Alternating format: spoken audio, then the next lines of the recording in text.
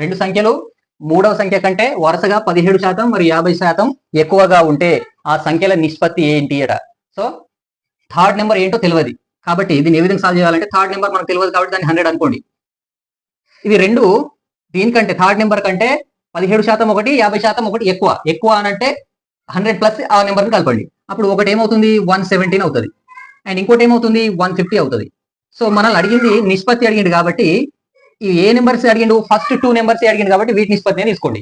So general గానైతే ఈ మూడింటిని అడిగితే 3 చేయాలి కానీ అక్కర్లేదు రెండింటిని అడిగింది కదా కాబట్టి ఈ వీటి నిష్పత్తి ఎంత అని చెప్పేసి అడుగుతున్నాడు. సో క్యాజువల్ గా ఈ రెండింటిని దేంట్లోనైనా క్యాన్సిల్ అయితే ఏమో చూడండి. సో ఇవి రెండు కూడా 3లో క్యాన్సిల్ అవుతాయి. 3 జా 9 ఇంకా ఇక్కడ 2 మిగులుతుంది కాబట్టి 27 అవుతుంది. సో 3 9 జా 27 అవుతుంది అనమాట. నెక్స్ట్ 3 5 జా అండ్ 0 కాబట్టి ఇవి రెండు 339 జా 117 అండ్ 350 జా 150 అవుతుంది అనమాట. కాబట్టి ఆన్సర్ అనేది ఆప్షన్ ఏ